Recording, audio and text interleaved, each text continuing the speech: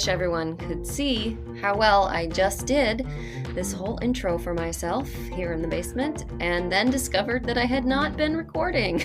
It feels like a pretty typical Eve mistake, but it's embarrassing and frustrating nonetheless. So, hello, hi, welcome to Everything's Relative. I'm Eve Sturgis, and I want to talk about what happens when you find out that you're not who you thought you were. Happens to people more frequently than you might think. Growing availability of DNA and technology and communication is sort of blowing up families around the world as secrets are uncovered. I found out that my biological father was not the man who raised me because the real guy contacted me on Facebook, for example. So I'm feeling pretty good. Current podcasting mistakes notwithstanding. What's going on around here? Leaves are changing. Halloween is kind of controversial because of COVID-19. Children are distance learning from their kitchen tables across the country. I don't know what else is going on. I mean, this isn't true. I do know that there is more going on globally and personally, but I don't know that I have the chutzpah to get into it right now. And I know that you're here to listen to NPE stories. So also, I had a lot of coffee today, but I still sound tired. I got up really early because I was going to record this episode, but then I ended up not being able to record it because it was a very active car alarm morning here in Glassell Park, Los Angeles. It was lovely. So instead, I just basked in the sound of car alarms triggering other car alarms instead of doing anything I was supposed to do. And I drank more coffee. But in the meantime, so here we are, episode 11. So I'll talk about what we're actually going to listen to.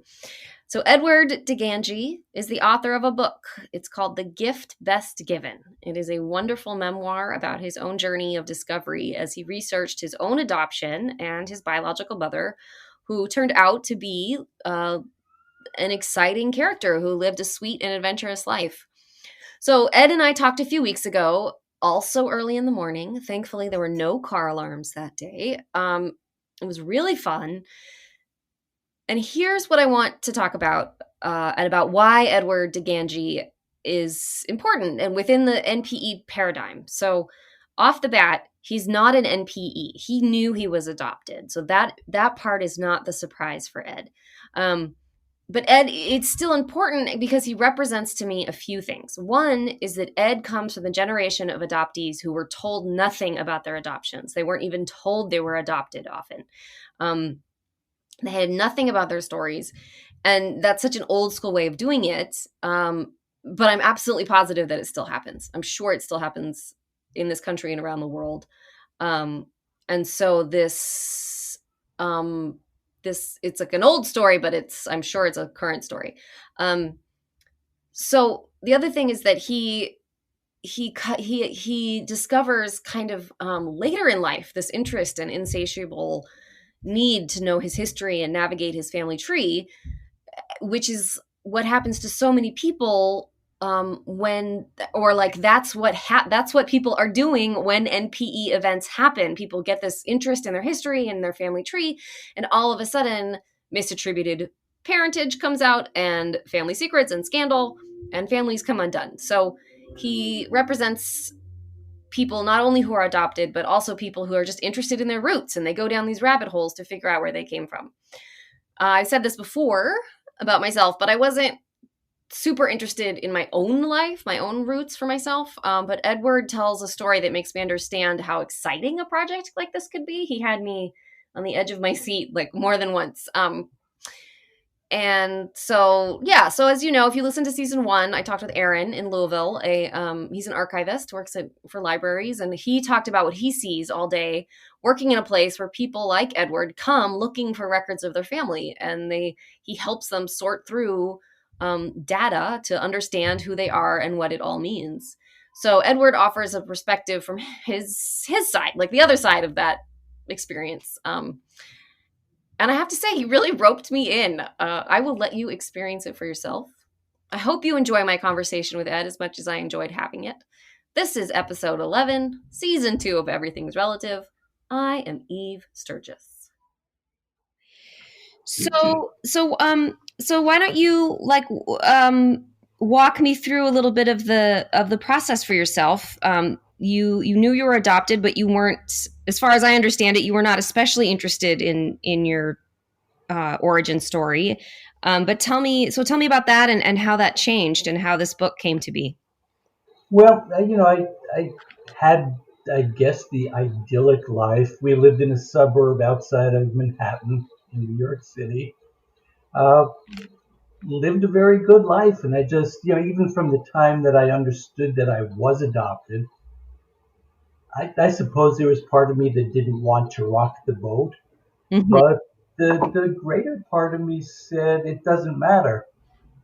My parents were very loving, very supportive. There was little that I wanted, that I needed that I didn't have. Mm-hmm.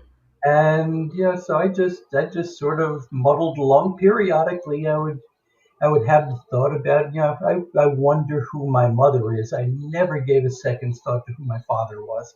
Hmm. Isn't that But and I had the occasional thought that, well, I think I may have said this in my email to you. Yeah, she was some schoolgirl who stayed out too late one night and came back and found out she was pregnant. right? And I just, that was my image, and that it was just somebody who from there, went on with her life as I had gone on with mine. And at about the age of, as I approached my 70th birthday, and I'm 72, so I guess it was a little bit before then, we had my wife's mother and father, who had lived in New Jersey, come down here to North Carolina because they were in compromised health. Mm-hmm. And over a fairly short period of time, we lost them both. Mm. And we were up in New Jersey interring my father in law's remains. And the day before we went to the cemetery there, we went to another cemetery, which is where my adoptive mother's family, by and large, were buried. And it just brought back some old memories. So it started to spur some curiosity on my part. And I had also just read a book by Daniel Mendelsohn, Right. and it's called The Search of 6 million. Mm-hmm. And it's a wonderful book, and I would recommend it to anybody. And it talks about his search for 6 relatives who perished during the Holocaust, Mm-hmm. all that he went through. And I just was so envious of his ability to go and travel as he did, to trace down the people who may have known them, and to go back to the village where he came from. And it sort of tickled my interest.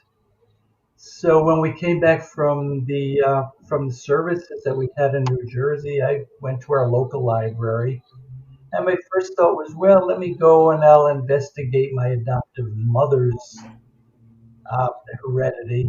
Mm-hmm. It didn't last a whole long time, because as I realized what was now available online, I said, this is a chance to take a quick look and find out what my story is, what my true story is. Right. And I was adopted at birth. I was taken home at the age of a day, one day Wow. old. Wow. I mean, Born on I May know 7th. that even still happens, but that's so Yeah, yeah. little. I was born at noon on May 17th, a Monday, and I went home with my adoptive parents the following day. Mm-hmm. Wow. And so it was a privately arranged adoption. And as I went through the paperwork that had been left after my own parents passed away, I found a certificate of birth by adoption from New York City. Hmm. And I found the adoption decree. And the adoption decree had my biological mother's name on it. Aha. So I was able to get onto Ancestry, typed it in, and I think, as most people who have been down this path are aware, just the screens of information popped up. Right. And the first ones were the civil documents, the census, things like that. And it gave me a very quick glance, and I found out she wasn't a schoolgirl. She had been 23 when I was born. Uh-huh. Right. That's And young. then I found a visa traveling from the United States to Rio de Janeiro, and it had her picture on it. I was absolutely stunned. Mm-hmm. All of a sudden, you have almost 70 years to sit there and look and say, "There's my mother." And I sent it home, and when I got back from the library, my wife was home. I said, "Would you like to see a picture of my mother?" And she said, "Well, I know exactly what your mother looks like." And Right. I said, "I said no, not that one, this one." And that sort of started to open the floodgates. The next day, I was back to the library and looking for more, and I couldn't find anything. Her maiden name was Genevieve Irene Norowski. It was a Mm-hmm. Polish That is name. a real mouthful. Yes, it was. And I googling under that, all I could find were the family records, things like that. And I found some interesting coincidences. She grew up probably 2 or 3 blocks away from where my parents brought me home after I was adopted, Oh, wow. or after I left the hospital. So there were a lot of close misses. Mm-hmm. And I continued to look, and then I found a marriage license for her in 1955, I believe. So this was several years after I was Right. born. And it listed her name as Genevieve Norris Norowski, and it listed her occupation as performer. Ah, So that gave me a little bit more to go on. So I did what everyone does. I immediately flipped over to Google right.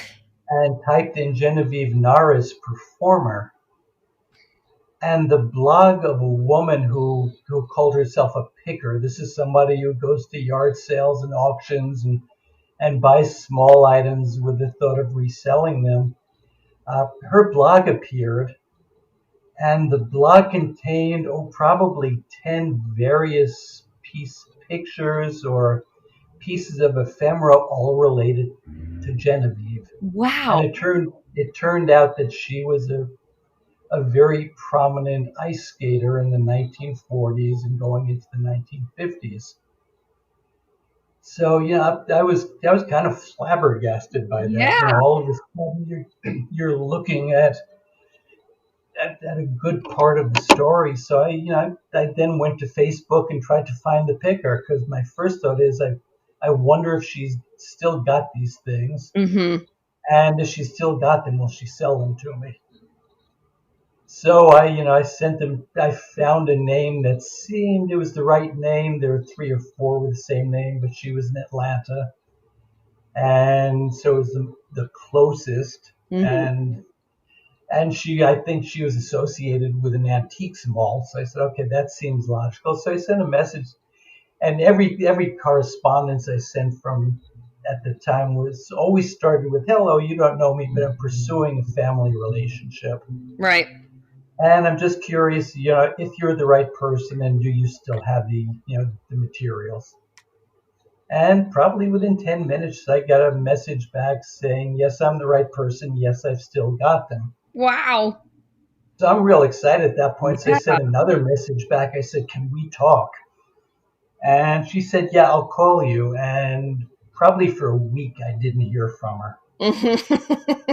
Great. And it was, yeah, I was going a little bit nuts, but Mm. it was still good to know she had this stuff. And so finally, a week later, I sent her another message saying, I don't mean to pester you, but to clarify, I said, I believe this woman is my mother. Would you please call me? Mm-hmm. And the phone rang probably 30 seconds after I'd sent the message. Wow. And she said, Lord. "Oh my God, I am so sorry." She said, "I can't believe it." And she said, "You need to come here." Mm. And it was just like that. We're in North Carolina. She was in Atlanta. And within a week, we were on our way to Atlanta. Mm-hmm. With arrangements, they'll come. She and her husband, who is also a picker, would come to the hotel.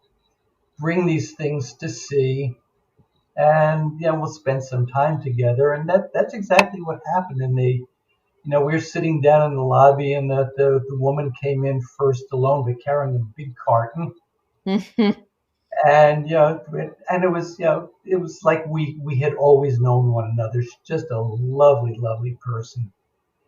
And probably about 5 minutes later, her husband, who had been parking the car, came walking in, and he comes walking in with a uh, with a sword and a shield, a la Teenage Mutant Ninja Turtles, Mhm. attracting some level of attention in the hotel lobby. And we eventually went up to our room because just a little bit, it was more private, and we had a place to spread the things out. And we started going through the box, and it really did take my breath away. Wow.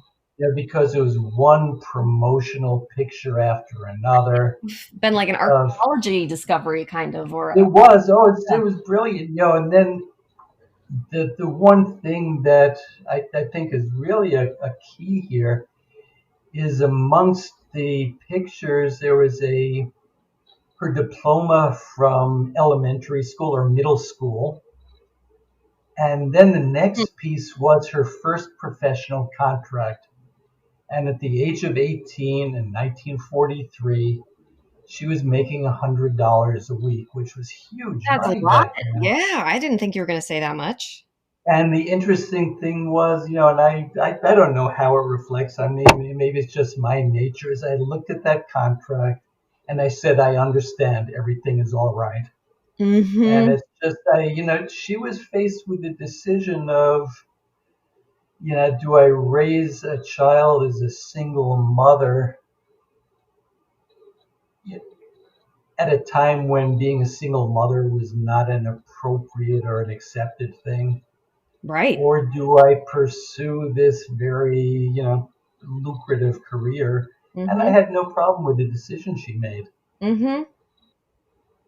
And, so before we had gotten down, my wife and I, the entire way down, were kind of debating, well, how much should we be willing to pay for all of this? Mm-hmm. And, we brought two checks in case we got into a kind of worked it and had to work it in stages. And at Right. the end, I'd taken out some pictures that were in the box, and they were of other skaters, and all of them were personalized to Genevieve, my mother. Hmm.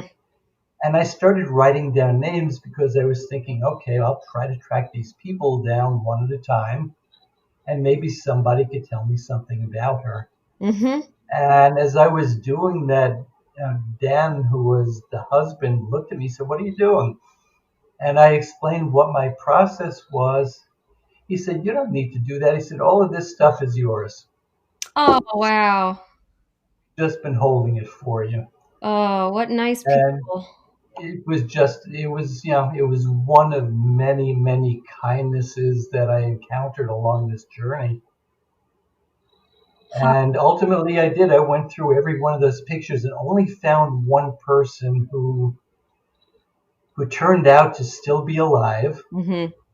Because I think the one great disadvantage I left myself at is as I pursued this was waiting so long. Most of the people who knew my mother were no longer alive. Right. But I traced this woman down via her husband's obituary. I couldn't find her, but I found her son and sent another, "Hi, you don't know me, but," Mm-hmm. and it's, "You don't know me, but our mothers skated together in the 1940s," and probably a week later he called up. He was very enthusiastic and said, "I've talked to my mother. She would love to talk to you." Oh. I said, "Well, that's great." And he said, "There's only one issue here." He said, "Mom's in memory care." Uh-huh. And he must have heard me kind of gasp. He said, "But the good news here is, she doesn't remember what she had for breakfast today, Mhm. but she can tell you everything about 1947." And she Nice. and I had a great telephone call. And then in September, my search began in March of 2017. Mhm. In September, we went out to visit her in Minneapolis, And we spent 5 hours with her, and she was just such a charming lady and so bright and vivacious. I felt terrible for her because he had brought her out from the facility. We were going to go out for lunch, and we pulled up, and I spotted her, and I almost ran from the car to hug her. Mm-hmm. So it was as close as I could come to finding my Right. mother at that point. And she kind of looked at me like, "What's up here?" But Right. but then she understood. And but yeah, she told us, she was my mother's roommate Oh, while they were with Ice Follies, and she told us all about the things they did. She said, but she kept on saying, "Your mother was a star. Your mother was a star." And I can't believe the way she would get tossed around on ice skates. She said, right. "But I can't tell you who she dated, and I can't tell you who your father was." Oh, So it was a wonderful visit. yeah. Unfortunately, her name was Isabel Smith. She passed away a year and a week ago, and Oh, she was just such a lovely lady, though, and so beautiful. Even at the age she passed away at 94, and she's still beautiful. yeah. What a gift to be able to Yeah, talk to it her. was a Yeah. tremendous gift. But I suppose to continue the story of how I ultimately traced down my birth mother, going back to the Pickers blog, there Mhm. was a comment section on it, and there was one individual commented. He was the only one to comment at the time that I knew Miss Genevieve when, and I went to school with her sons, and I, yeah, I used to, this is in the days of payphones. I used to go to such and such a place on my bicycle and call them because it was cheaper if I went to the other side of the street than for my side. And Right. so I said, okay, well, this is somebody who might be able to at least lead me to where she is. But I didn't know how to get in touch with him. And then somebody who I was corresponding with, I mentioned it to, and probably the next day he sent me an email back saying, "Here's his phone number." And I never quite knew how he found it. He sent me a phone number and an email address, and again I sent the email saying, "You don't know me, but," and he sent me kind of a roundabout, vague email, which almost seemed like he was protecting identity, which Uh-huh. I think was a responsible thing to do. Sure. I sent him back another email saying, again, kind of blowing by the "you don't know me" and just Uh-huh. saying, "Okay, Genevieve Narowski was my mother. Can you call me?" Uh-huh. And he did that, and he was the first person to say that she was no longer alive. Uh-huh. I started my search in 2017. She passed away in 2014, so I didn't Okay. miss by a whole lot. But she was 89 years old at the time. He told me that I had a half brother, and I knew that, a Uh-huh. half sibling. Actually, I knew that I had two half siblings. One, unfortunately, was no longer alive, and rather a tragic story of a murder and a suicide. Mm. Miserable, miserable story, and it's still kind of haunting. Mm-hmm. The other one on New Year's Eve of 2015 was involved in a very serious fire and had been in a hospital and then a convalescent home for several months at that time. And that's why I had his name, and I had a series of addresses, and I've been Mm-hmm. sending letters, all of which should come back as addressee unknown. Right. And that kind of explained it. So I said, well, if I send a letter to you, will you deliver it for me? And he said, yes, I'll do that. And he did, and still I didn't get a response. Mm-hmm. So I waited some time and tried again, and he said, okay, I will talk to him again. And ultimately, we did make contact, and we've been in fairly frequent contact since. And he told me pretty much all that had happened. My mother came to rather an unhappy end as a result of her other son being involved in murder suicide. Right. he had cajoled her out of or into deeding her properties, and she had substantial property Mm. into his name. And after he was involved in what he did, the survivors of his common law wife came and lodged a wrongful death lawsuit and basically took everything that she had Oh, because it had all been put in his name. So they filed it against the sure, estate, and sure. they were upheld. And and she really wound up, in the end of her life, she started her life living every little girl's dream, Mm-hmm. and at the end, died a very, very sad life. Hmm. I think from the way my half brother describes it, she was not resentful, not angry, but but deserving of far more than she had. Mm. So there are all sorts of little quirks to this story. Sure. There, I when I had found out that she was no longer alive, I started to query the local cemeteries, saying, "Can you tell me if she's buried there?" No, Mm-hmm. no, no. And again, one of the cemetery superintendents took it upon himself to contact the other local cemeteries and came back. "I'm sorry, no, we're not finding her." And when I finally found my half brother after we struck up enough of a relationship, I Sure. guess, I said, A where war. where is our mother buried? And there's kind of a pause. She said, "Well, she's not buried." Mm-hmm. "Okay, well, where is she?" She said, "Well, she's in my closet."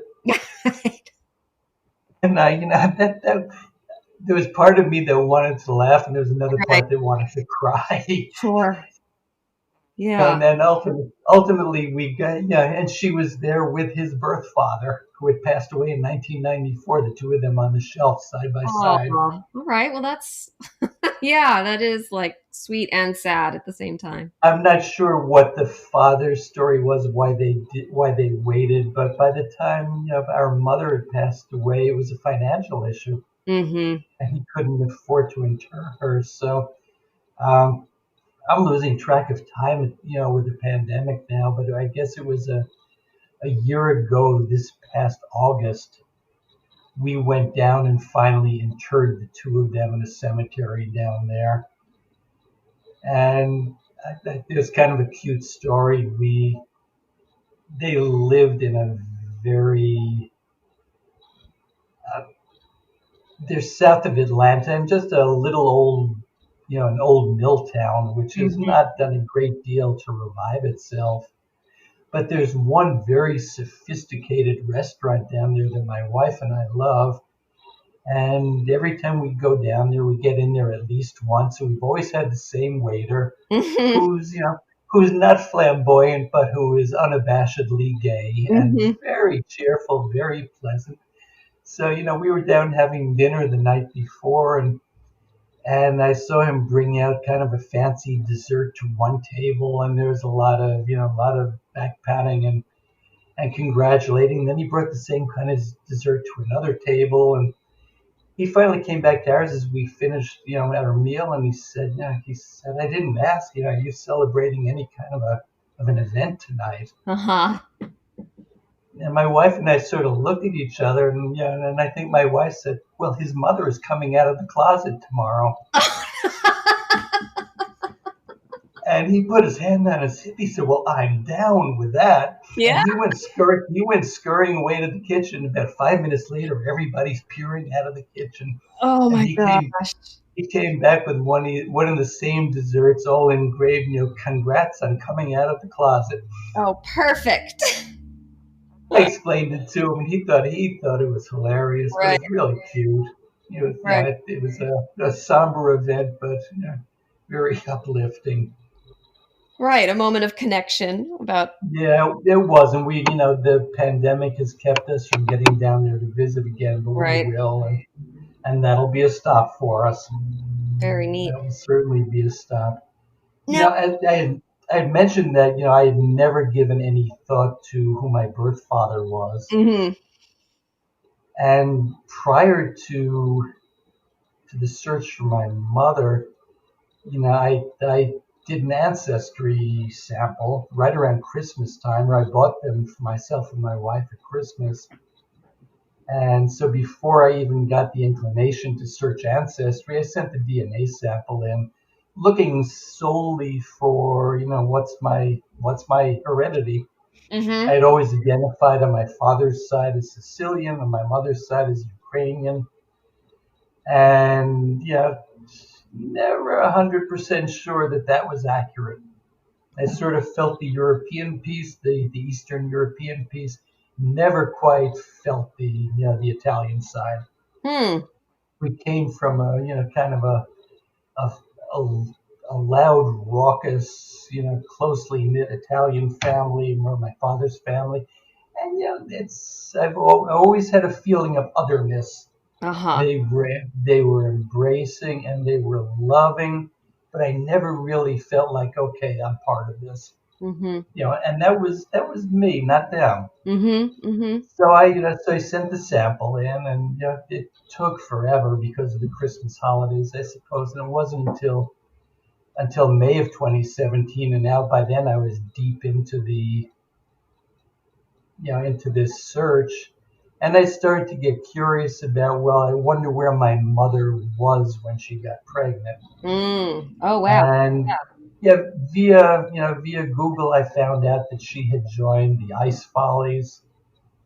And then on eBay, I found a schedule for the Follies from that season. I purchased that and found out that they were in San Francisco for the entire summer of 1947. And I assumed that or I kind of backtracked and decided I'd been Right. conceived August of 1947. So I sent my sample in, and I finally got back the information or the report, and I immediately went to the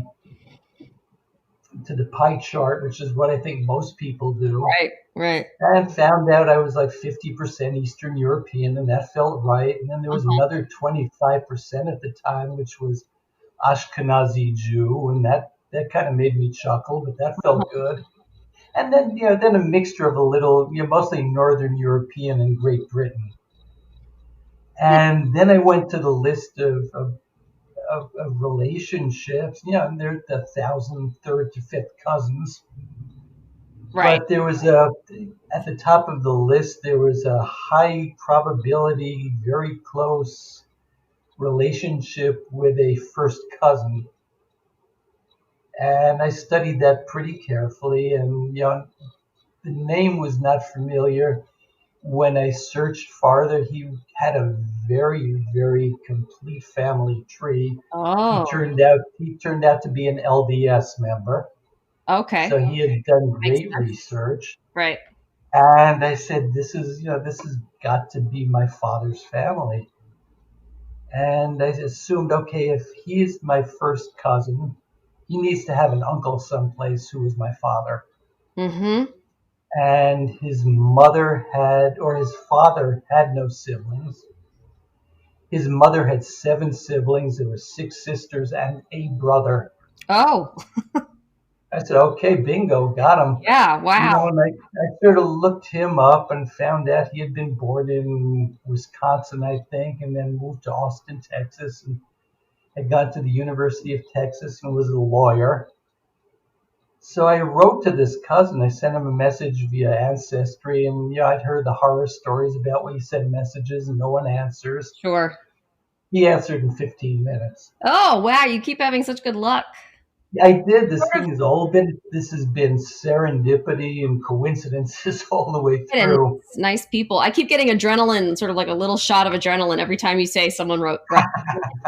So I can only imagine what it was like to be in your position. Yeah, and he wrote back, and he was all excited to have to find a close relative, and he said, okay, I'm looking at what you're saying about my uncle, and he said that makes perfect sense.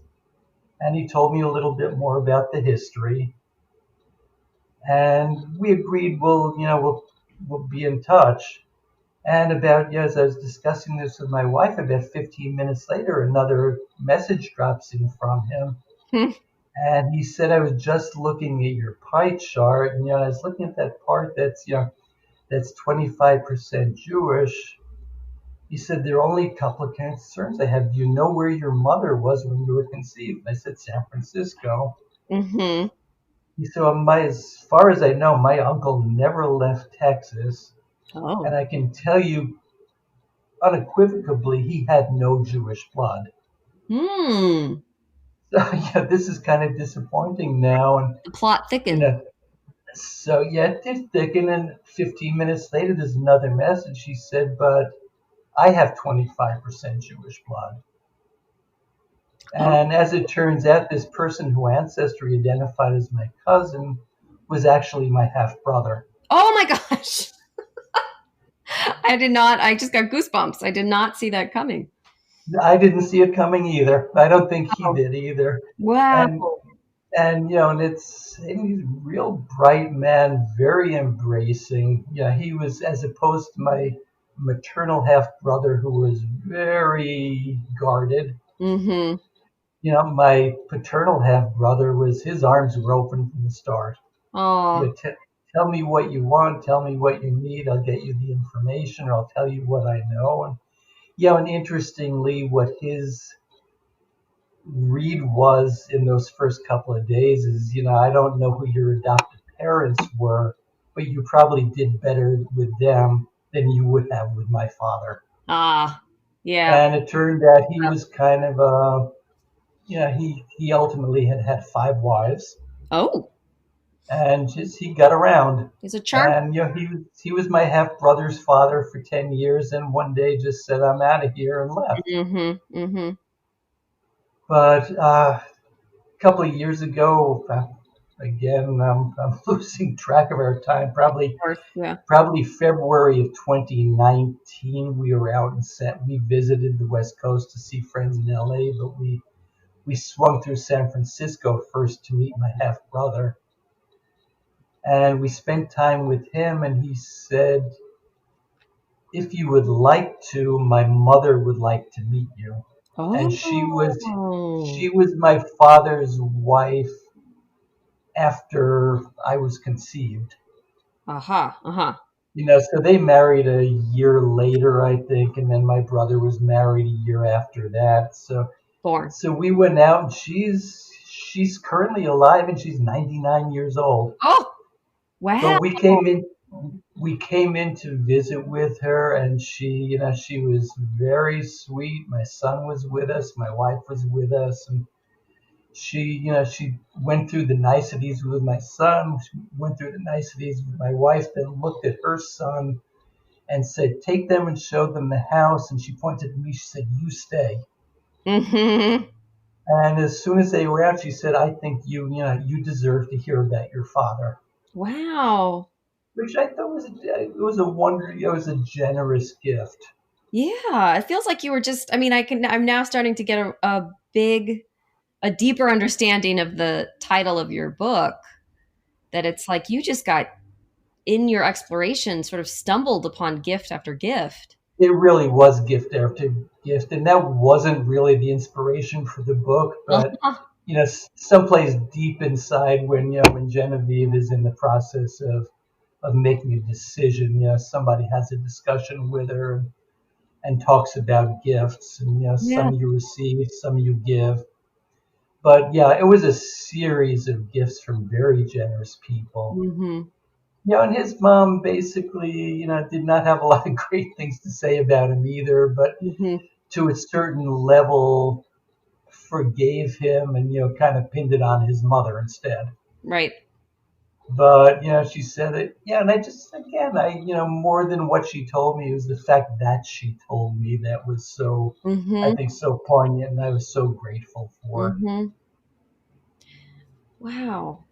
So that's how I put together my And family right. tree. With, with all of that on this adventure, this is how you put together this story, which is sort of about your adventure, but also about your mother. Um, and it struck me as being so it's very like sort of beautifully detailed in the parts I read up till let's see, I guess I read up until the train station Hmm. when she's going to go away to her first ice skating. Right, That's as right. far as I've gotten so far.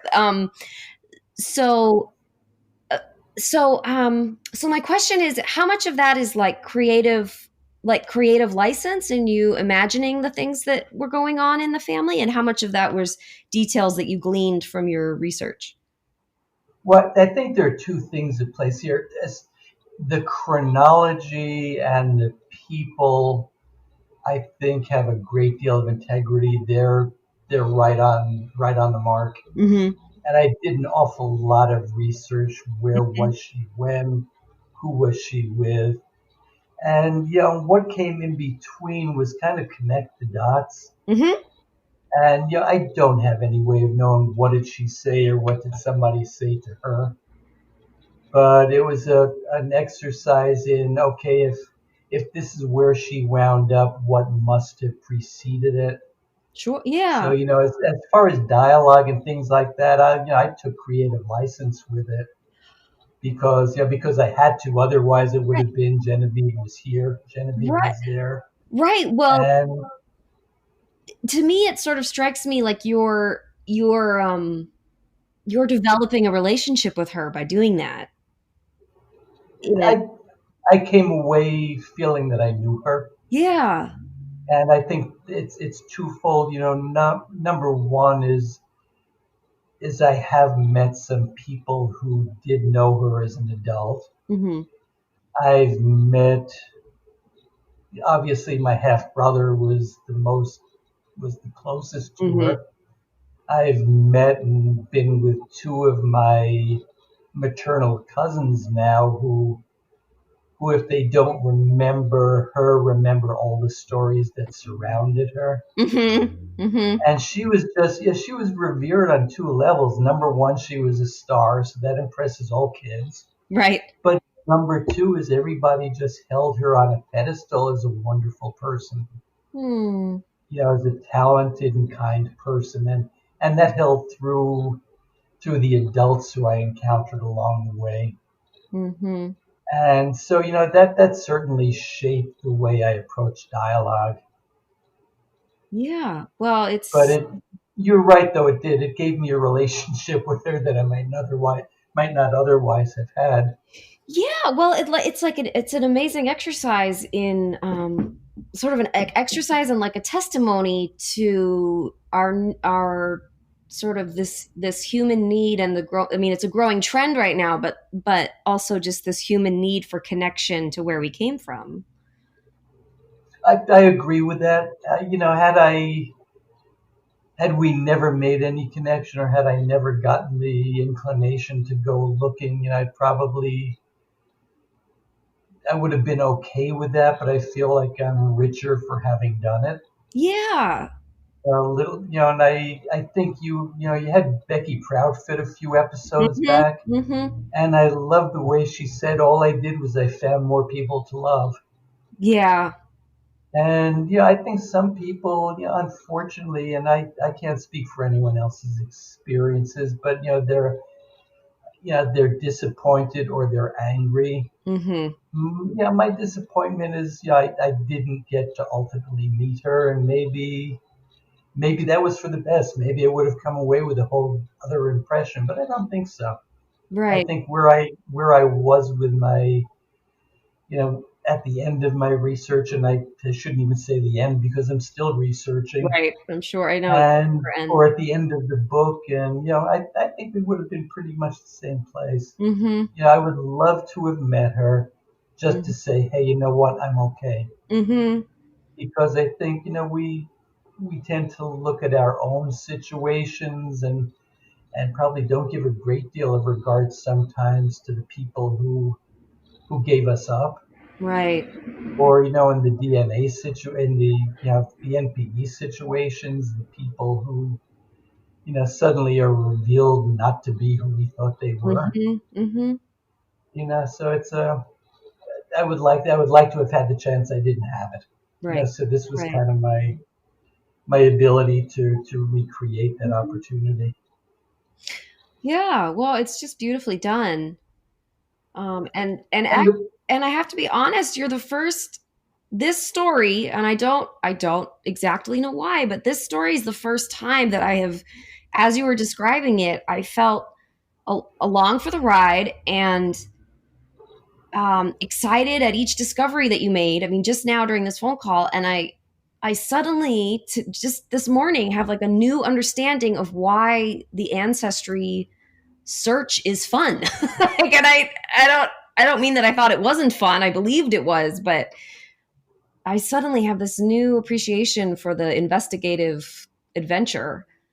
Yeah, I think it's a matter of the mindset that you approach it with.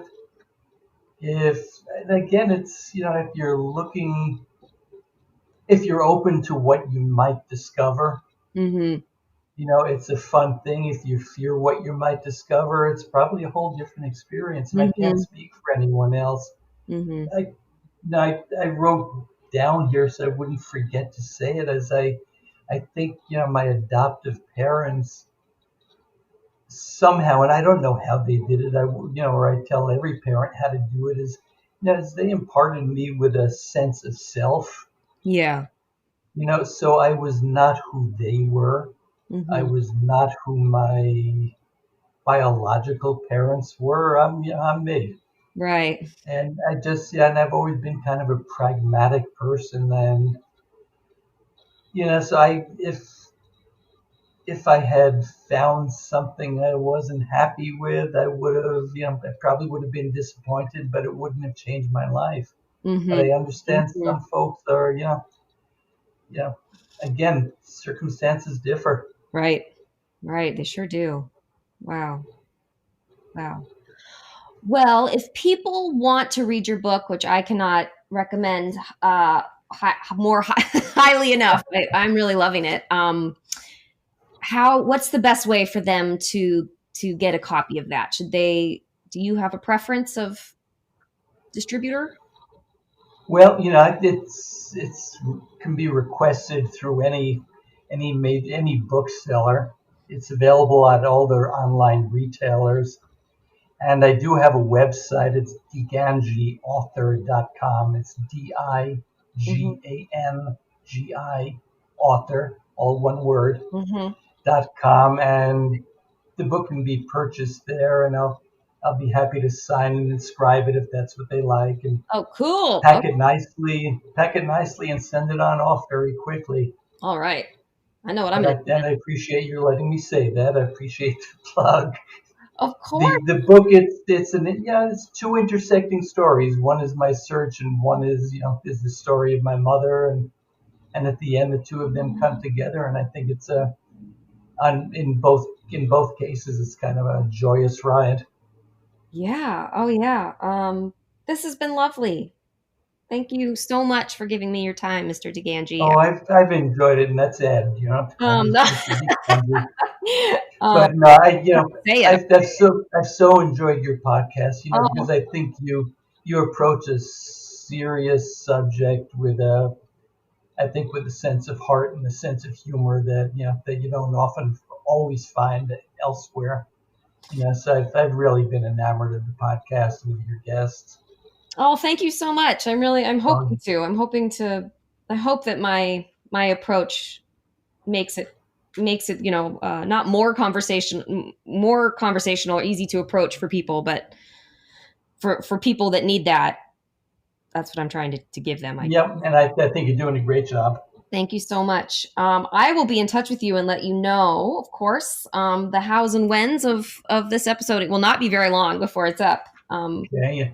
But yeah, I'll be in touch. Thank you for your time. I look forward to maybe more updates about your adventure, and I hope that you have a wonderful weekend out there. And are you in North Carolina? Yeah, we're in North Carolina, central part of the state. We're kind of a cloudy day today. We've had some chilly weather and clouds, and it's warmed up a little bit, but it's still cloudy today. Okay, all right. And Well, you're in Los Angeles, is I'm that in right? Los Angeles, but I'm in Los Angeles. My 17-year-old daughter um, lives in West Virginia, though, Oh, okay. and then my best friend from LA moved to Tarboro, North Uh Carolina, huh. and so Yep. she lives there. And now my daughter is looking at the North Carolina schools for college. There's some great universities Yeah, there down really here. are.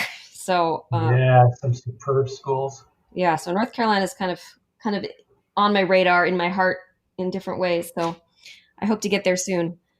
If you bring her for a visit, let us know. All right, I will. I will. All right, I will be in Hey, touch. And okay, thank you so much.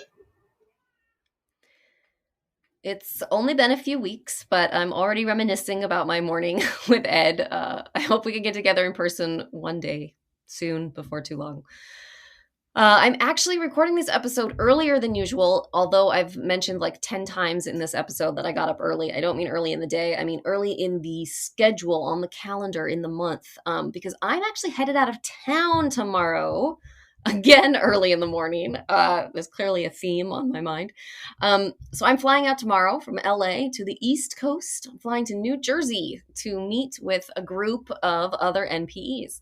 We're going to spend 3 days together. And it's going to be, I don't know what it's going to be, but there is a group called Hireth. I think I'm pronouncing that right. Hope and Healing. Hireth. Hope and Healing.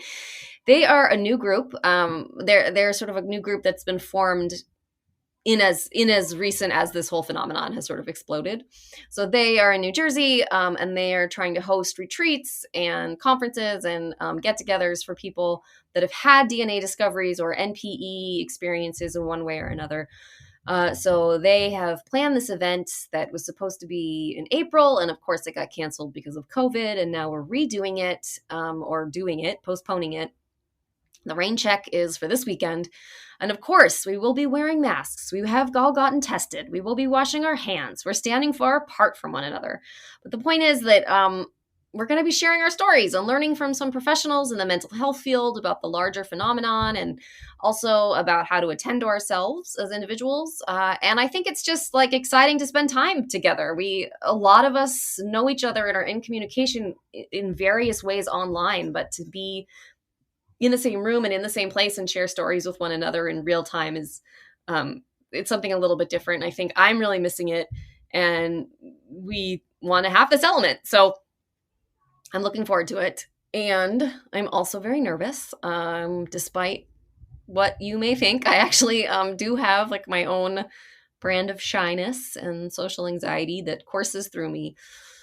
So we'll see how it goes. I heard there might be wine, which could be good or disastrous. But by the time you hear this episode, it will all have already happened. So I will be back very soon to talk about how it was. In the meantime, I hope that you buy Edward DiGangi's book, The Gift Best Given. I hope you're supporting us on Patreon. I hope you're following me on Instagram. I hope you are registered to vote. This is Everything's Relative, and I'm Eve Sturgis. Everything's Relative with Eve Sturgis is produced by Kaylin Egan and Eve Sturgis. Eve is a licensed therapist in the state of California, but conversations on this podcast are not therapy sessions. This podcast is edited by Stephanie DeLonzik, the logo design is by Ivy McNally, and the music is used with permission by Goodbye the Band.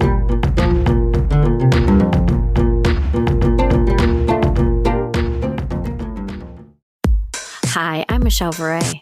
And I'm Kimberly Trung, and we are the host of Crush Fictionally, a podcast all about your favorite fictional characters from movies, TV shows, and more.